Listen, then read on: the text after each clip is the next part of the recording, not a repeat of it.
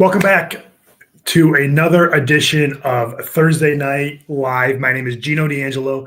For those of you that don't know me, or maybe you're new here, I'm a local Northern Michigan real estate agent specializing in helping people relocate to Northern Michigan and I'm here to tell you exactly what you need to know about living in Northern Michigan, whether you're moving here tomorrow or next year or 10 years from now.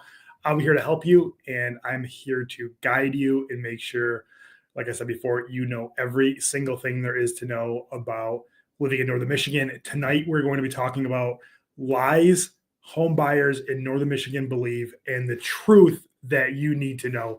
I'm super excited about this one. We spent a lot of time going back and forth about what you need to know or what are some common mistruths we hear. And whether you're watching this live or on the replay, I want this to be an interactive experience. Drop where you're from. I love to know where the people viewing. I actually had somebody in one of the comments on the video from Japan chime in, and that's incredible that people are watching from across the world, really.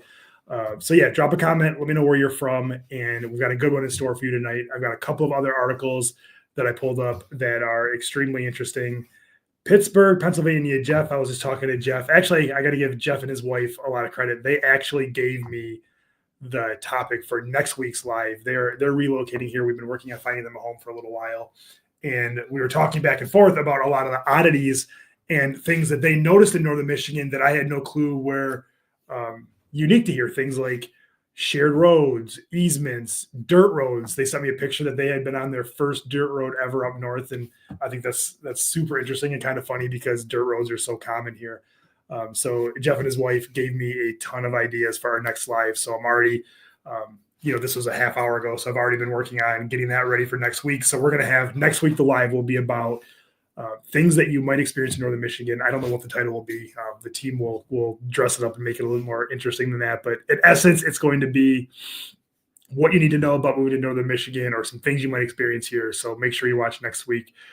I'm super excited to jump into the lies that home buyers believe in Northern Michigan, because this is going to make my life easier and your life easier if we can talk about these ahead of time and then just have an open conversation. Again, I want this to be as interactive as possible. We make a ton of evergreen videos that you can just watch over and over and over, and the information will never really change. But then there's also a lot of videos like this where you can ask me questions and we can talk about the topic tonight. We can talk about the topic last week, the topic 2 weeks ago, something you heard on the news, anything that really interests you. We have Steve Hall checking in from Portland, Oregon. It's not quite as late there. Grew up in Petoskey. That's incredible. Steve, thank you so much for watching. Again, I love learning where everybody's from and doing what I can to educate you as far as Northern Michigan real estate is concerned. And look, if you're not interested in buying or selling a house or renting in Northern Michigan and you just are curious what's going on here, you're more than welcome to stay. I'm here to help everybody. It doesn't matter if you're going to call me, call someone else, or not move here at all, or you're just curious what's going on up here. So again, I appreciate every Thursday night you spending the 7 p.m. hour. We usually go for about an hour, and we've got a lot to talk about tonight. We're getting into a really interesting time in Northern Michigan because the winter can be daunting, and I always like to break it up. You get the Halloween to January 1st. That's the holiday season. That's when everything's like a Hallmark movie. I'll put a banner up real quick. Make sure you drop your questions as I'm talking, because before we get into if anything's on your mind and you want to talk about it, feel free to drop a comment and we'll talk about it. But we have the time of year I like to say my birthday. My birthday's October 21st, which is a little bit before Halloween. So for those of you that don't have the same birthday as me, Halloween to January 1st is what I call the holiday season as far as winter is concerned in Northern Michigan. That's when Northern Michigan looks like a postcard or a Hallmark movie or a snow globe, and all the towns put the lights up and get dressed up, and we have Santa parades, and Petoskey Harbor Springs has the downtown open house, and Traverse City has tree lightings, and there's just a ton of cool stuff going on. And then once we get past that, depending on the amount of snow we have, it goes one of two ways. So last year, I snowboard. A lot of people in Northern Michigan ski, snowboard, snowmobile. And believe it or not, you need snow for those things. Last year, we didn't have a lot of snow, so the winter seemed to sort of drag on when you aren't able to do the things you love to do in the winter because ski hills aren't as good. The snowmobile trails aren't as good. And then this year hit, and we have gotten record-breaking amount of snows. I'm not going to post them because I talked about them the last 2 weeks, but the totals are out there.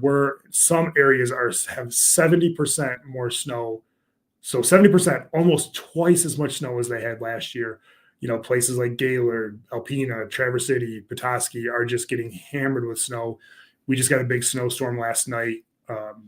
Petoskey didn't close their schools. Traverse City didn't close their schools, but Lansing did, Sheboygan did, Mackinac City did, Gaylord did, I feel like, for the 20th time this year. And actually, at my son's school, they have a program where the parents have to volunteer for recess. So I did that, and I learned a fun fact. I'm going to share it with you. Because I grew up here. I've been here my whole life, and I didn't know this. I was always under the assumption that schools up here were given a certain amount, like a quota of how many snow days they could have in a year. Whether the number is 5, 10, whatever it is. I don't know what the number is, but 5, 10, whatever it was. And I was under the belief that if they spent those or they used those or went over those, they had to make up the time in the summer. That's what they always told me as a kid. Now, did they lie to me? Were they just trying to scare us into not wanting snow days? I don't know. But I was talking to my son's principal, Mr. D at St. Francis, and he said all they have to do is send a waiver into the state, and typically the state forgives them. So I did not know that. And again, I've been here my whole life. I thought if they missed too many school days here, too many snow days, missed too many days of school from snow days, that they had to always make them up. And I was worried about the poor kids in Gaylord, and even in Petoskey, are these kids going to be going to school until July and our summer's going to be shot because we've had such a busy winter? But no, it sounds like that is a little bit of a myth. So learn something new. Maybe you knew that, maybe you're not. So Ian says TCAP's budgets for 6 days, and there's 6 right now. So if they get one more, they're going to have to do this waiver. And I would bet we're going to have at least one more real storm. It seems like every year we have real winter, like this year. It seems like we have a bunch of snow, and then we start to see the light at the end of the tunnel, which proverbially is the clouds in the sky. And we think we're out of the woods, and then Mother Nature dumps one last snowstorm on us right at the very end. Like I'm talking March, when we're so over snow that, we'd rather have anything else. So we'll see what happens this winter. But where I was going with that earlier is we're in the dog days, go to the ski hills, snowmobiling, ice fishing, all that stuff. I don't want to say it's lost its luster, but we've done it enough times that we've sort of got it out of our system. And this next 6 weeks is, I think, the toughest 6 weeks in Northern Michigan. And I am here to tell you the truth. It would be very easy for me to tell you that everything in Northern Michigan is sunshine and rainbows, and there's no downsides of living here, and everybody should move here. But myself included, everybody I talk to says March is the hardest month of the year, and we are 2 weeks away from that, because January, you've got a new year, you've got your New Year's resolutions, there's endless optimism. February is beautiful. The weather starts to change a little bit. And then March, by the time March gets here, the kids are over the snow, the adults are over the snow, and it is just time to get on with the season and get into spring.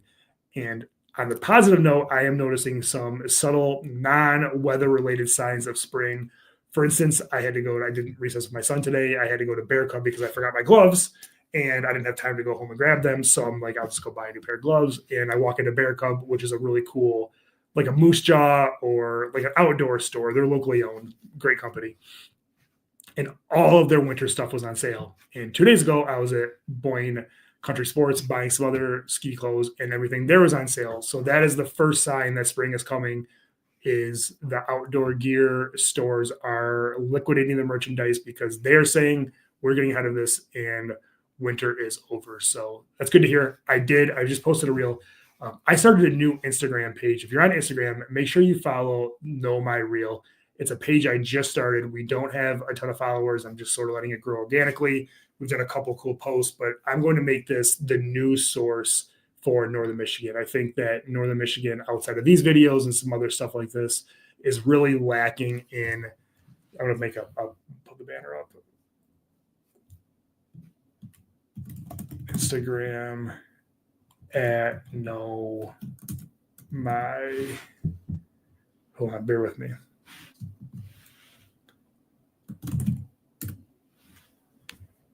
Instagram, Know My Reel. We made this for a news source for Northern Michigan. We're going to highlight, obviously, real estate, food, activities, events. And I just posted a reel on there right before I hopped on this live that Boyne Highland sent an email out today that they're going to be open through March 23rd, which is spring break here. That is the latest I've ever seen them stay open. In fact, I remember a couple of years ago before my son and I went on spring break, we went to Nubs because they were the last ski hill open. And we thought it'd be cool to ski one day and be in Florida the next day. So we did that. And I'm almost positive that this is the first time they've stayed open that late. So it'll be interesting.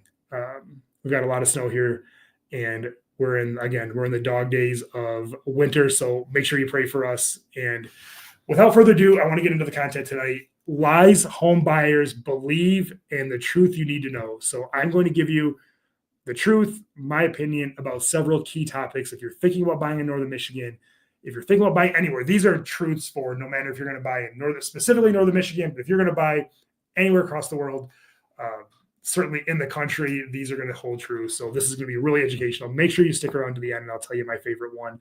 If you're new here and you're not already subscribed, it would mean the world to me if you hit that subscribe button. We have grown like crazy this year. The community has turned into something special. I've got to know many of you. I consider a lot of you friends. I've helped a few of you buy homes, and I'm just really excited to continue to grow the content side of Northern Michigan real estate, first and foremost through YouTube. And now we're expanding in Instagram. We've got a great newsletter. So I'm going to keep working hard to make sure we are on the front, the cutting edge or the leading edge of news in Northern Michigan. And that way, if you come to me, that you're going to find out exactly what's going on here and hopefully leave more educated than when you came. So without further ado, let's jump into some of these lies and truths, and let's get started.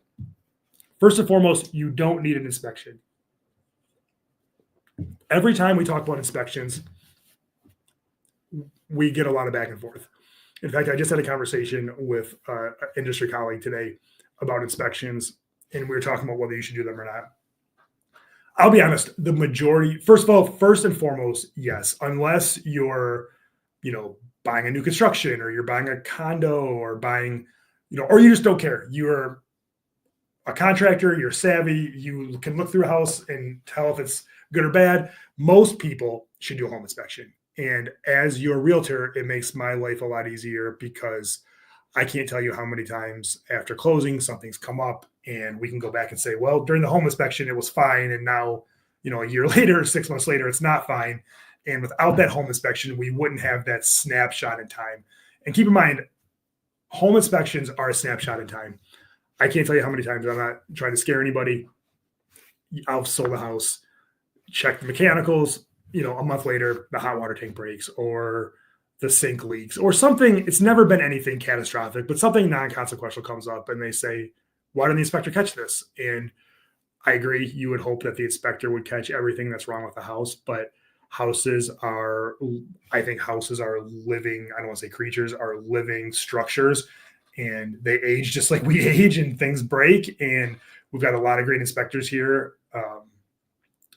But they are just looking at the condition of that house that day. And if something in the hot water tank was hanging on by a thread and it just happened to break a month later, that's just sort of how life goes. I also sold a house one time for $800,000 on Burt Lake. This was back when $800,000 was a lot of money. Not that it's not now, but it's a little more common. But $800,000 back then was like $2 or $3 million today. And the guy was like an engineer. He had invented a bunch of stuff. One of the most meticulous people I've ever met. And they did the inspection. He built the house and they did the inspection, and the attic above the garage was full of mold and he had no idea. And it was like a $10,000 fix, which is substantial, but had the buyer not done that inspection, they never would have caught that because it was above the garage. It's someplace you don't really go. It wasn't like they were using it for storage. This was going to be a second home, and it saved the buyer a lot of money. And the seller was happy to pay for it, happy to fix it because he just had no idea. And I think that is one thing that are critical with one of the best reasons you should do a home inspection is just to find out the stuff you can't see walking through a home. And advice I give is if you walk through a house and see that a window's cracked, you should factor that in your initial offer because it's very hard to go back and ask for a repair. And this is good advice, so pay attention to this one. Write this down.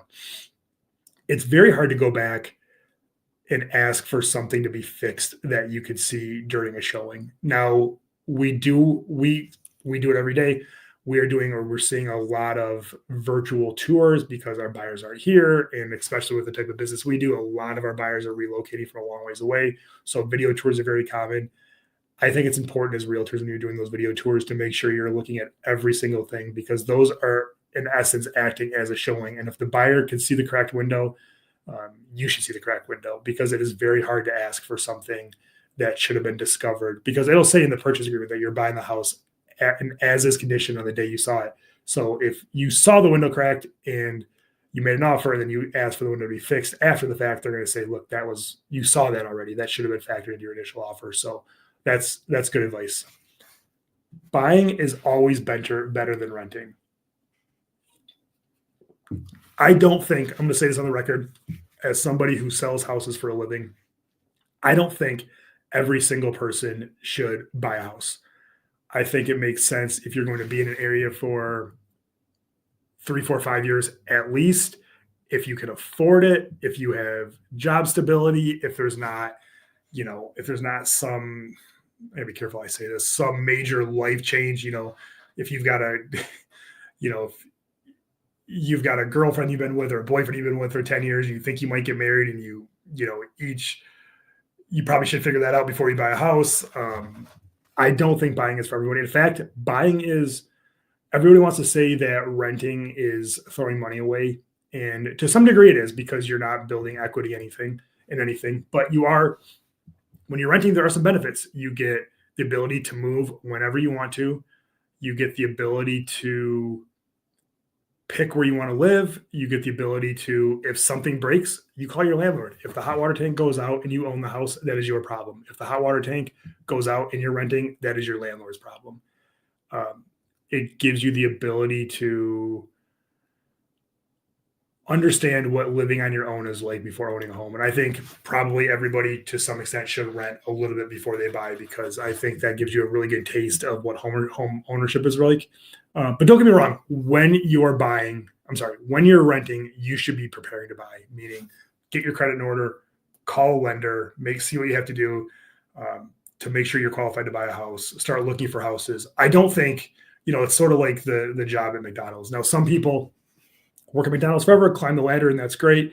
Some people rent forever, and that's just the way they choose to do it. But building wealth through home ownership is still the way most people build wealth. And I do think that renting should be temporary while you get your ducks in a row and prepare to buy a house. Unless you just want to live in a bunch of different places, you work remotely, you don't want to be tied down, and there's enough of the population that feels that way, that you just want to have all the freedom in the world, and that's okay too. So renting is not a bad thing. And if you're watching this because you're thinking about renting in Northern Michigan, reach out, and I'll happy to tell you where to start looking and give you any tips and do what I can to help you. It's okay to use an out-of-state lender. Now, this one, you can use an out-of-state lender. I mean, they've got to be licensed in Michigan. I think this is probably supposed to say it's okay to use an out-of-the-area lender, which is fine. We've done deals recently where the buyers used a lender that was not in Northern Michigan. It's a little bit, I don't always think the buyer gets the best service because they're not always aware of what other programs are out there. And I think that's something that a local lender could help you with. Look, people come from, I think I have never understand it, and this is a little bit of a soapbox, but and I don't know if it's that they're looking for a reason to come to Northern Michigan. We get a lot of out-of-area realtors that come up here to show houses, and I'll never for the life of me understand how it makes sense to drive 5 hours to show a $300,000 or $400,000 house in an area that you don't know. I don't think it makes sense for the realtor. I don't think it's the best way to serve the client. I just think, look, if you're an agent watching this and you choose to do that, more power to you. You're more than welcome to run your business. I'm not going to do that. If you call me to look at a house in Detroit, I'm going to refer you to one of the great agents in Detroit or Grand Rapids or wherever you want to go. If you are an agent watching this, you want to refer your clients to us, happy to help them. But making sure you have a local team. Look, home inspectors. We've had people just go on Google and they get roped into having some home inspector come from across the world. I believe you should work with people that are local. It's not just Northern Michigan. You should work with people who are local to the area because they are the experts and they are the ones that are going to give you both the best experience and the best advice. So make sure you work with a local team.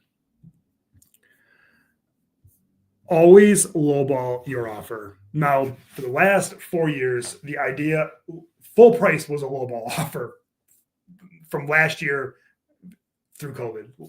A full price offer was, that's all I remember having a listing and somebody would write an offer and it would be full price and people would be, almost insulted. We're getting to the point now.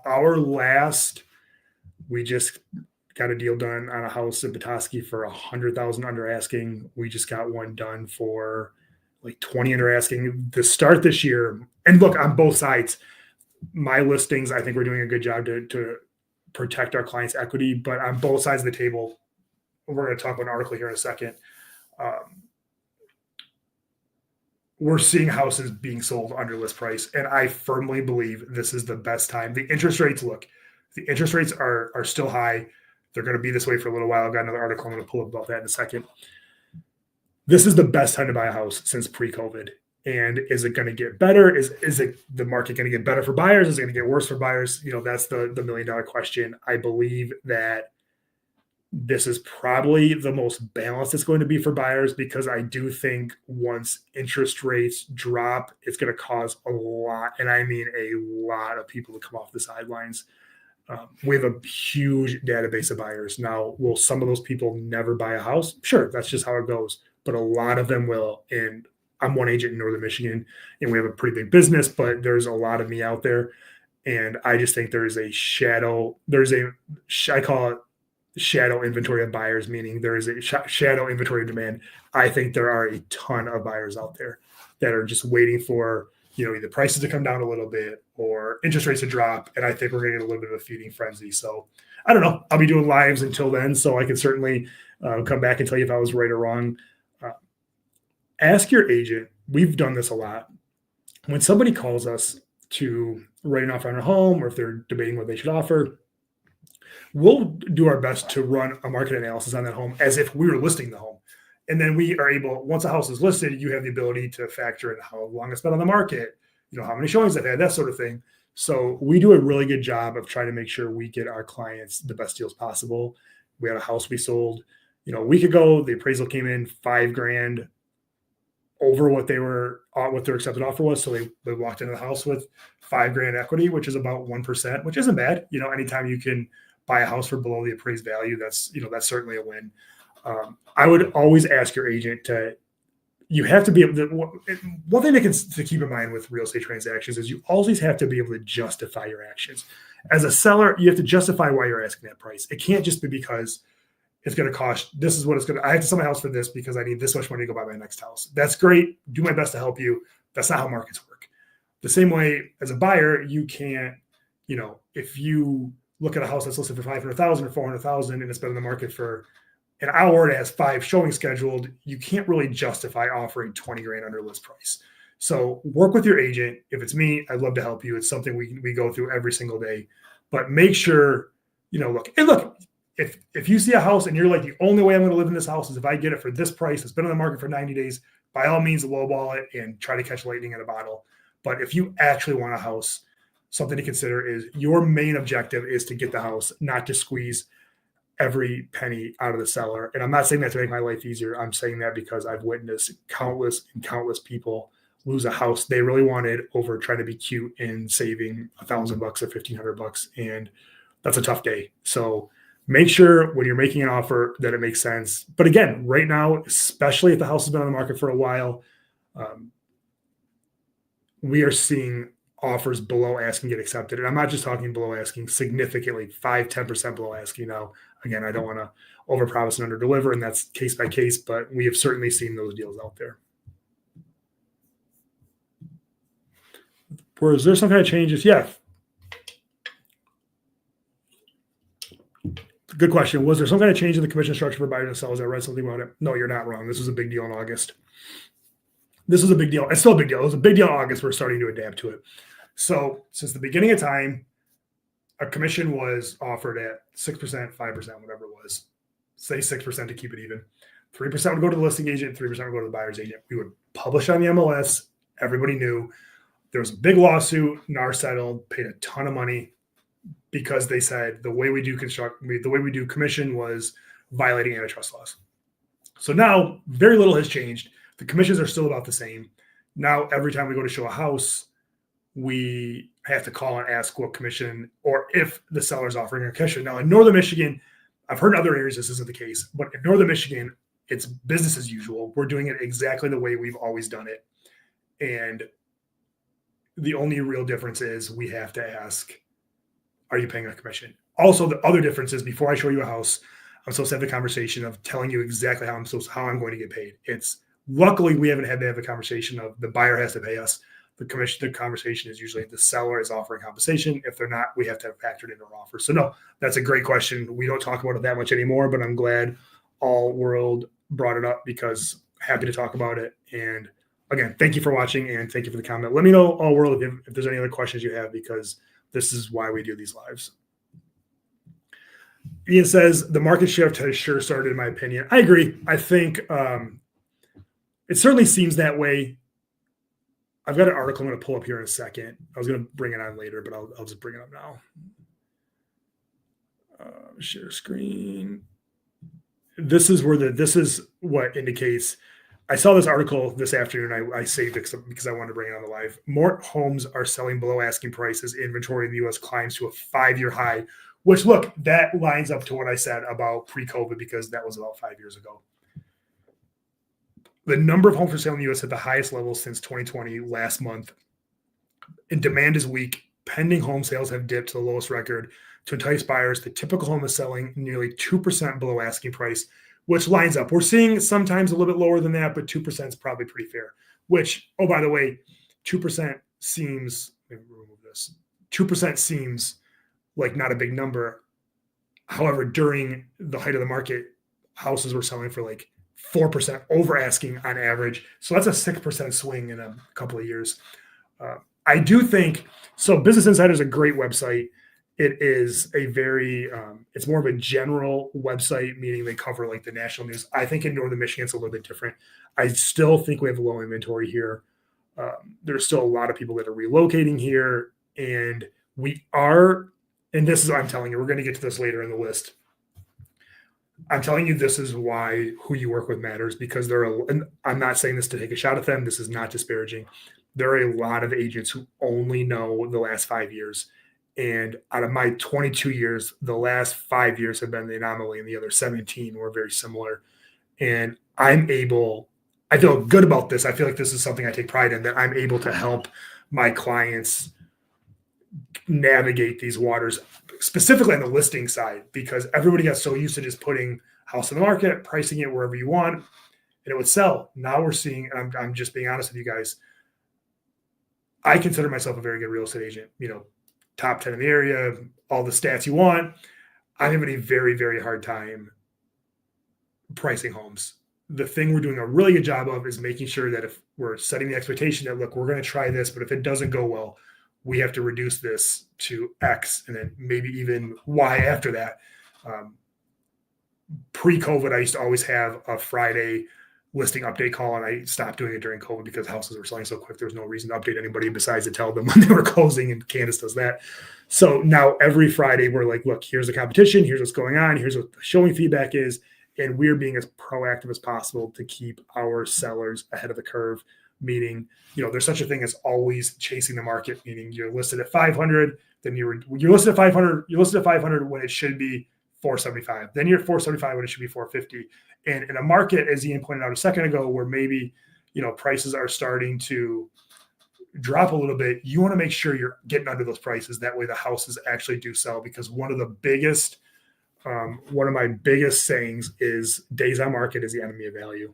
And if you get to triple digits, meaning 100 days or more, you are really at a disadvantage. And as an agent or as a seller, you better make sure that you're getting your price to a point. If you want to sell, you don't care if you're testing the market, do what you want.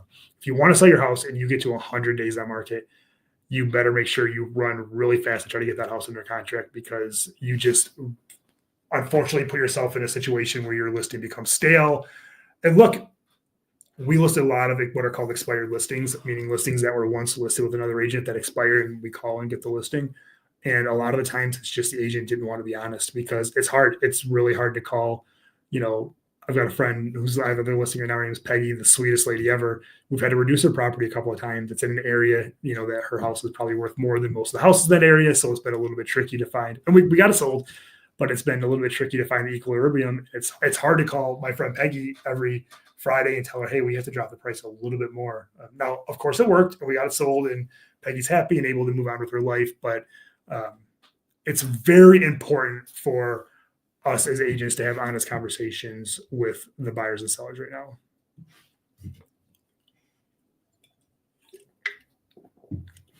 This is something we run into. I don't know if you're watching this in an area, and maybe Jeff can weigh in. We do a lot of what's called possession after closing, meaning you sell the house and you give the seller 2 weeks, a month to move out. It's a courteous thing to do. It's a nice thing to do. I think it makes a lot of sense. Typically, it's free as a courtesy, and you factor that into the price you're offering. Sometimes you charge a per day occupancy fee or a per diem. Once in a while, we have people push back and I get this, they don't want somebody to live in their house after they own it, because in essence, they're a renter, and everybody knows what can happen with renters. What's tricky is, specifically if there's a mortgage, you don't know your house is officially sold until a week before closing. Now, if you've got a big house or you're trying to move, it's hard because you don't want to move out. I've seen this happen. You don't want to move out of your house.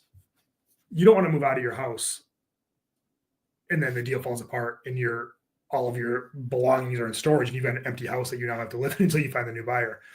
So I get that. I think possession after closing makes a lot of sense. Now, there's a lot of things. There's some things we can do to protect you as a buyer, meaning get a security deposit, make sure they have, money in escrow, make sure that there's a clear understanding of what's going to happen to the utilities, make sure your insurance is the right way. I would say at least 50% of our deals on the listing side or the buyer side result in the seller staying a little bit after closing.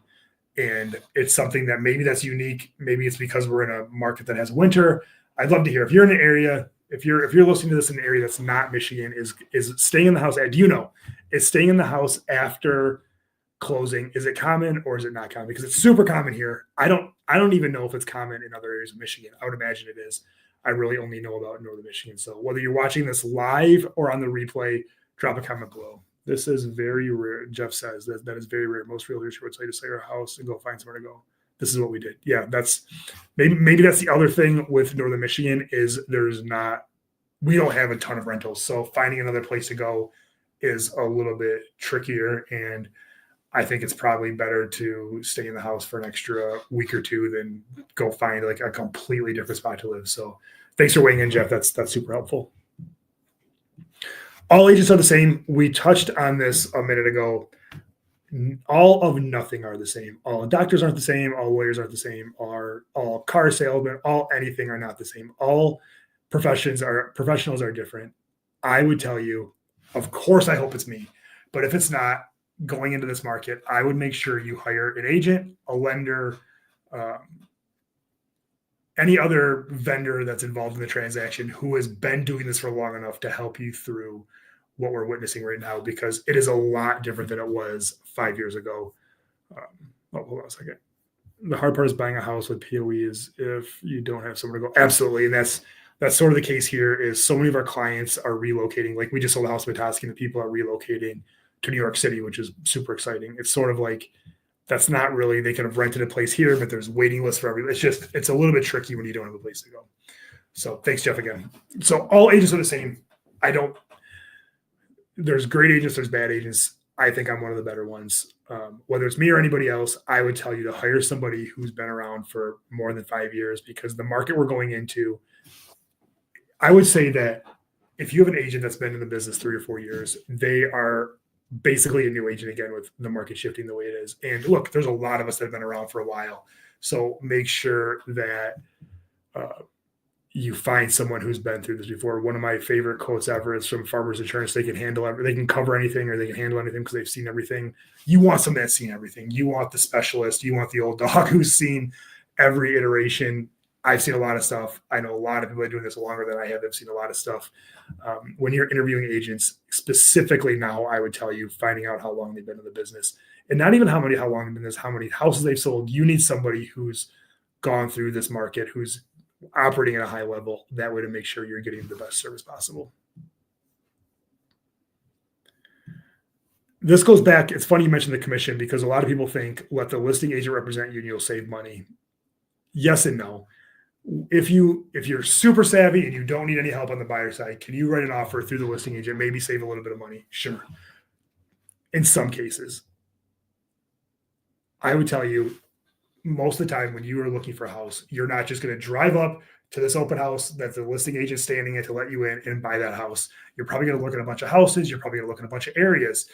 I think the first step in any home buying process should be hiring an agent or interviewing an agent or finding an agent that you're comfortable with. I used to say talking to a lender was the most important, but I've recently changed that because I think you need the agent in order to tell you which lender to interview or go with. Because now if you go on Google and you type in, lenders in Northern Michigan, lenders in Florida, you're going to get the call center lenders that are just going to hammer the phones. And I don't think those are the ones that are going to help you best. I think it's better to let your agent tell you somebody they've got a lot of experience with or who has a good track record or who, maybe even it's who to avoid or what, we get a lot of Quicken Loans is big in Michigan.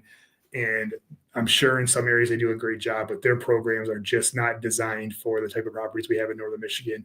And we know if we have an offer come in, there's a Quicken Loans pre-approval, Rocket Mortgage, whatever they call themselves, pre-approval, then we know that might be a little bit of a nightmare. So make sure you have a buyer's agent, make sure they're on your side, and make sure, again, if you want to call the listing agent directly and you think you're going to save some money, or, maybe you will, you're probably not in the long run going to save anything because they are working in the seller's best interest and their job is to get the most amount of money for the seller. So it seems like an oxymoron. Go find your own agent and make sure you have somebody representing you. And I say the same thing. If it's my listing, I would rather we list a lot of houses too. I would rather the buyer find their own agent. That way, at the end of the day, I can walk away knowing I represented the party I was hired to represent. And I think it's really tricky for a listing agent to, even around the listing agent, to handle both sides of the transaction and represent both sides fairly. Don't worry about a final walkthrough. This is one that I think is often overlooked. And if it's a situation where the buyers are buying remotely, we do this for them. The final walkthrough is your last opportunity to make sure the house is in the condition it was when you saw it, plus or minus anything that should have changed due to the terms of the contract. Meaning, did they fix the window because it came up with the inspection when they agreed to fix it? Did they tell you they were removing the freezer in the garage and they removed the freezer in the garage? The final walkthrough is super important because once you sign on the dotted line, sure, you can sue. Sure, you can throw a fit, but you have as somebody that's sold a lot of houses, you have very little recourse of having anything happen after that. So make sure this is a quick one. We don't need to spend a lot of time on this. Make sure you do a final walkthrough because that's your opportunity to verify for the last time what you're getting yourself into.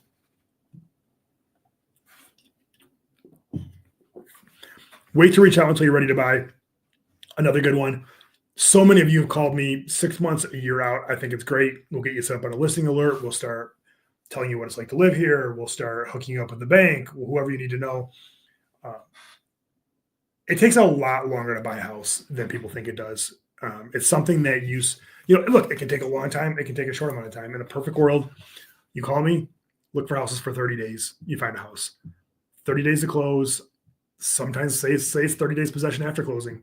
That's 90 days if everything goes well. Meaning if you called me today on February 13th, March 13th, April 13th, May 13th, if you called me today to look for a house, you wouldn't be in that house until probably close to May. And that's summer's here. I mean, summer's not here, but summer's very close to here. So in order to be in your house by summer, you've got to find a house in the near future. Now, look, if you're okay being in June, July, and I'll say it again, I say this often, the summer goes quickly and the people that buy, so a lot of people, and this is probably going to come up, wait until the spring to buy. So do the math that way. Say you started April to May, May to June, June to July. Now you're in the middle of summer. And with as early as schools go back in other areas that have people from there in Northern Michigan, the middle of August, you start feeling summer to fade. So if you're not in your house until July, you're really going to have a month of summer, which is fine. You're going to have the summers the rest of your life, and the fall is great too. But if you're trying to make the most out of the beautiful Northern Michigan summertime and you're thinking of buying a house, this is really the spring market. And I say this I say this often too. There's always been the spring market. Like right around Memorial Day, it's always busy since I've been selling real estate. The last few years, there's been almost like a pre-spring market where it's like the early birds, where people that want to make sure they find the right house, they know they're going to get a good deal during the dead of winter, and they buy super early. And we had this happen this year where we get a little bit of a rush the middle of January till now.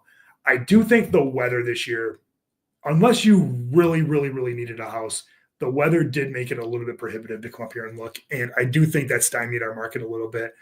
I'm really curious what's going to happen once the weather breaks, if we're going to get super busy or if it's going to stay a little bit quiet. But that's, I think that's going to tell us a lot. When the weather starts to break, do people come out of the woodwork? I think they're going to. I think there's a ton of demand.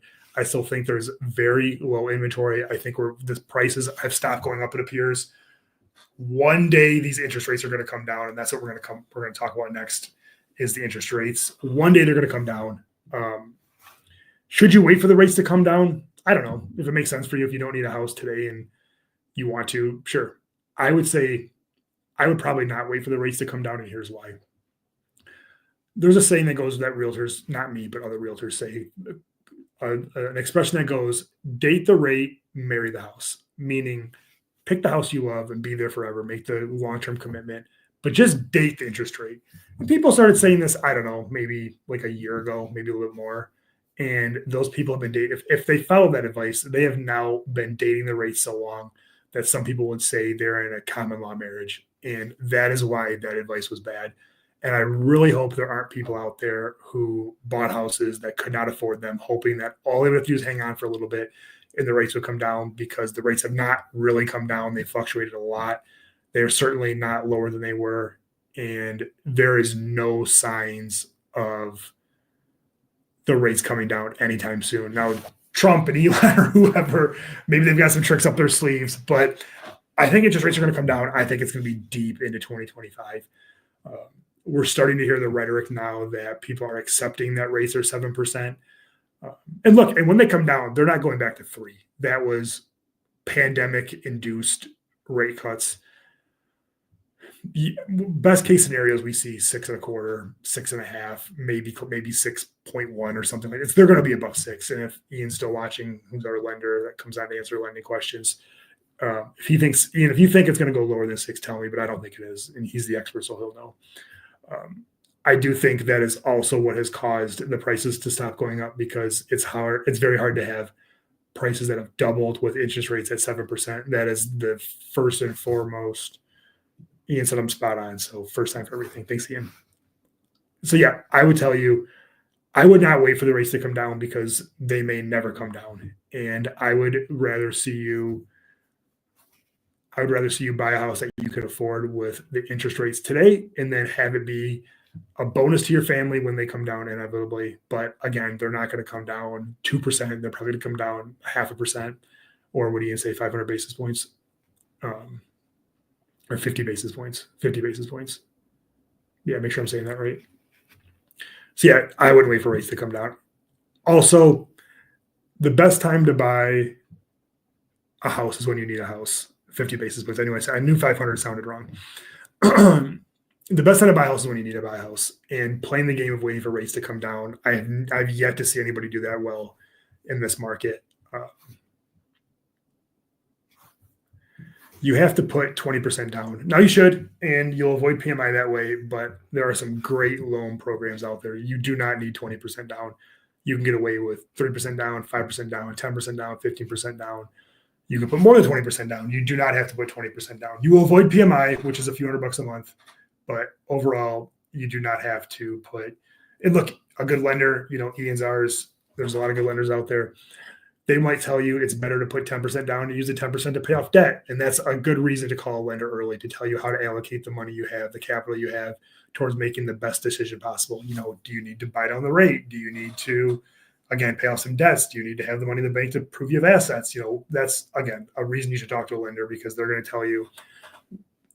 What I like what he does a good job with is, and a lot of lenders do this, they'll give you the exact breakdown. They'll give you multiple scenarios that say, hey, put this much down, it looks like this. Put this much down, it looks like this. So make sure you're getting a ton of options and you know what's going to work best for you. Wait until spring to buy. And I want to thank you guys for hanging out with me. We're 45 minutes in. Looks like we're going to go past an hour tonight because this is a great topic, and I was excited to do this one. If you have any questions along the way about real estate in Northern Michigan, anything we're talking about, please let me know and I will answer them for you. So great conversation. And I really appreciate you guys being on with me. Wait until the spring to buy. You can, if that's what makes the most sense for you. But if you have any flexibility to that, I would tell you that is not the best for you, because I'm telling you, every spring gets busy. I have a sneaky suspicion, just based on the conversations I'm having with clients now, that the spring of this year is going to be level 10 busy, and there's going to be very limited inventory compared to most years. Now, inventory is rising, but based on the amount of buyers, I think the inventory is going to be limited. It's going to be higher than it's been, but I think that it's definitely going to be balanced more towards the sellers than it is right now. Your mortgage payment will stay the same forever. Well, it should. If you get a house with a fixed rate loan, your mortgage payment should stay the same forever. Where it varies, and this is what this is referring to, is your escrow. Now, your escrow is your mortgage payment interest, principal and interest, your property taxes, and your insurance. One thing we've seen people run into is they buy a house thinking the interest rate, the property tax is going to be this. It becomes a cap. They jump up. They're a little bit surprised. It hasn't been detrimental to anybody yet, but just take into account, and that's a question I get asked a lot. I offer that a lot, is what are the taxes now and what could they be? Because what they are now is one thing, what they could be is another thing. And it's usually somewhere between where they are now and the absolute highest they could be. It usually doesn't go all the way to the extreme. Usually it's somewhere in between those two. But again, budget for the worst case scenario and be surprised when it works in your favor. Home warranties are a waste of money. Now, if you're anything like me, when you go through the checkout line, you bought a TV or you bought a video game controller, and they ask you, do you want the limited warranty? You say no. The one time I think warranties make sense are when you buy a house. If for nothing else, the peace of mind. You buy a $200 warranty for a $1,000 TV. Okay, fine. Buying a $500 to $1,000 warranty for a $300,000 or $400,000 or $500,000, $600,000 house, I think makes a lot more sense. And if it's nothing else, it's at least a peace of mind. We're often able to get the seller to pay for those because it takes a little bit of the liability and the headache off their plate. And it's when they're selling their house for $500,000 or $400,000 or $1 million, the $500, they're usually happy to do that. So definitely keep that in mind. That concludes the lies home buyers believe in Northern Michigan and the truth you need. If there's anything we didn't cover, or there's anything you would like to talk about in regards to that, drop a comment below.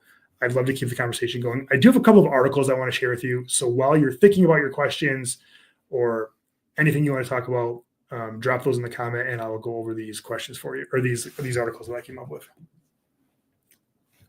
I thought this was interesting. These people left Florida's expensive rental market so we could afford to buy a house. They're now happy homeowners in the Midwest. And I think that's really interesting because obviously we're in the Midwest, and these people bought in Wisconsin. I read the article earlier. It said they started off in St. Petersburg, Florida, which is kind of by Tampa, Clearwater, that side of Florida. And they bought in Wisconsin, which Wisconsin's probably a little bit cheaper than Michigan, specifically Northern Michigan. But that is an interesting trend of people leaving. Oh, I want to share that. Shoot, hold on, I did this wrong. Here's the article.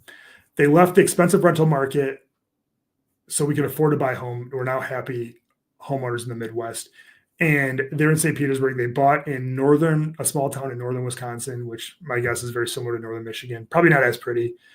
They said St. Petersburg became crowded, costly during their stint there. Real estate affordability.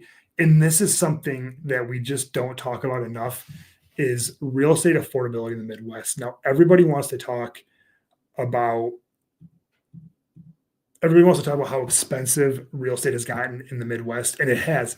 But if you compare it to a lot of other areas, specifically with our quality of life, Northern Michigan is still a bargain, and that's why so many people relocate here. Also, I think the accessibility to, I've thought about this a lot lately. I think the accessibility to Northern Michigan has really made a difference, between the Traverse City Airport, which has done a great job of bringing people in. I just heard United is going to go to Pellston. I think that's going to give a boost to the Pellston Airport, making it easier to fly, even closer to where we're at. So mixed with the Midwest being more affordable than other areas with a high quality of life, beautiful scenery, outdoor activity, fresh water, mixed with how much easier it is to get here. Because before, look, early in my career, we were selling to people Chicago, Detroit, Grand Rapids, Cincinnati, Ohio was a big one, Cleveland, Indianapolis. That was like our feeder markets. Now it's interesting how much that's expanded, because now it's Dallas, now it's Florida, now it's California, Arizona, because due to air travel and the airports, it's a lot easier to get here now, and you're attracting from a bigger pool. And when you're attracting from a bigger pool, perception is reality. And California, Texas, Florida are still very expensive places to live. Not just the price of real estate, but Florida's got the home insurance issues. Texas, California's got crazy taxes. Suddenly, and you factor in, a lot of people think that Northern Michigan is going to be a haven from global warming, which we can talk about that at a different time. It's just really opened up a lot of people coming to this area. And I thought that article was great. It wasn't super relevant, but it was a very good generalization of somebody moving from St. Petersburg, Florida, a big area, to the Midwest. 15, 20 years ago, that simply wasn't happening. It was everybody moving from rural Wisconsin to Florida because they want to be near the heat.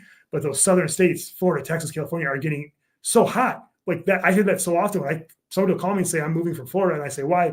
They just say it's too hot here. And that is something that is very hard. That's a basic human need, is the ability to not, be in sweltering heat in the summer versus being in 75-degree Northern Michigan. So that's super interesting. Another one of these that I wanted to share was, let me pull this back up, close this out. There was an article I read about how to find the perfect match for a house. There's a couple of good tips on here that I thought I'd share.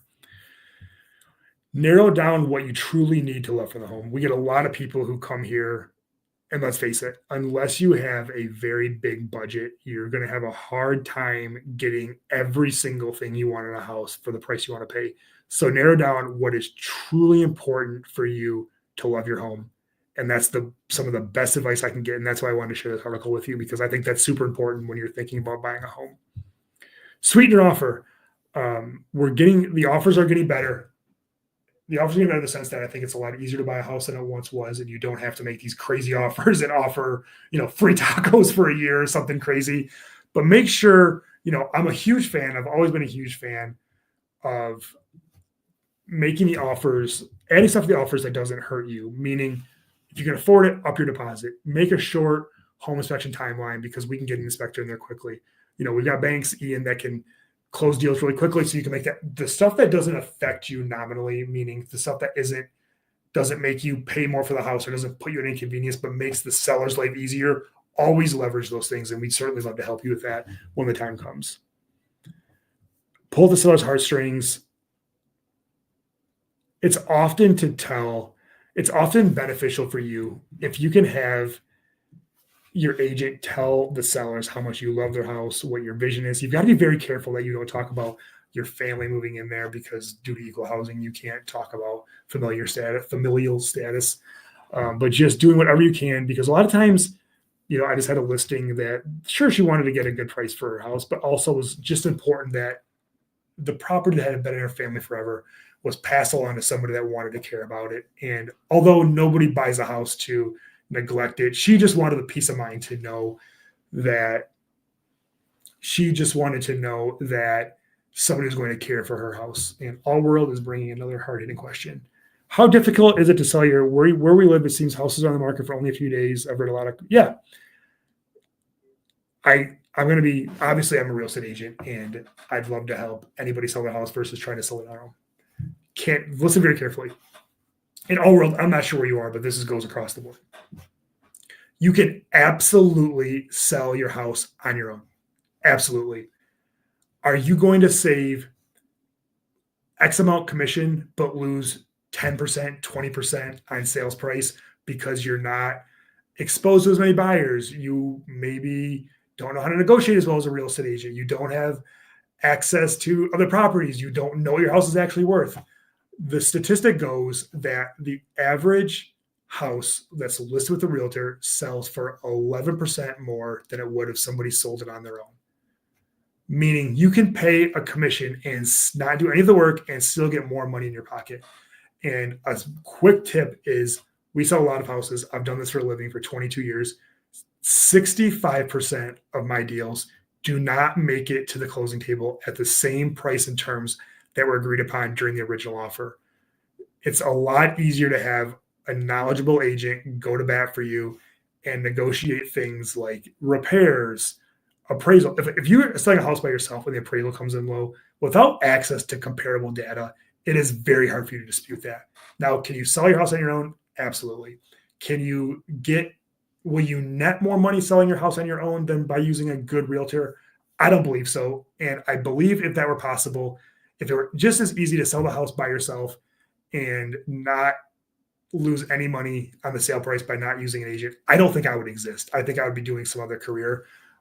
The reason people list their house with agents is because we do this professionally at a high level, and we know how to maximize the most amount of money possible. Meaning, last year the average sale to list price was like 94% our MLS. Ours was 98.5, meaning we got that many more percent over what the average is on top of. So theoretically, a lot of our commission was paid for just by our ability through our marketing and through our buyer network, by getting more eyes on the property, getting a higher sales price, and putting more money in your pocket. So that's a great question. And again, I call a lot of for sale by owners. The majority of them, I would say the pie for sale by owners, half list with an agent, a quarter sell by themselves, a quarter never really wanted to sell and we're just testing the market. That's what I see. So again, I'm not trying to talk you out of it. If you love talking to buyers and using your weekends to do open houses, all for it. But I'm as good a realtor as anybody. If I owned a house in Detroit, I would not sell it by myself. I would list it with an agent in Detroit. I wouldn't even list it. Look, not only would I not sell it on my own, I wouldn't even list it on my own. I would call somebody in that market that knows what they're doing, because that's how much I believe in what we do. But again, I'm obviously biased because this is what I do for a living. And but that's my experience. So I hope that answered your question. And again, we're just about coming up on an hour. If you want to I'm going to put this up here again. If you're on Instagram and you want to keep an eye on what's going on in Northern Michigan, and this is not just real estate related, this is a news channel, or what's growing into a news channel. Events, tips and tricks, like I mentioned today, Boyne staying open through spring break for the first time ever. Food, we just went to Happy's Tacos across the street from my office. They've got fried chicken Wednesday, or chicken sandwich Wednesday, and we did a review on that. So make sure you check it out. We've got some great videos coming up. We've got, speaking of Boyne, we've got why Harbor Springs is the #1 ski town. We've got some other videos coming up. We've got some great content we're making, and I appreciate you all. I think we're building a heck of a community. This is exactly what I hoped. It's actually more than I had hoped for when I started making YouTube videos and putting content out there. So I'm happy to keep sharing. Thank you so much for spending your Thursday nights with me. And feel free to reach out to me if you need anything. 231-487-6141. You will reach us directly, and I will see you next week.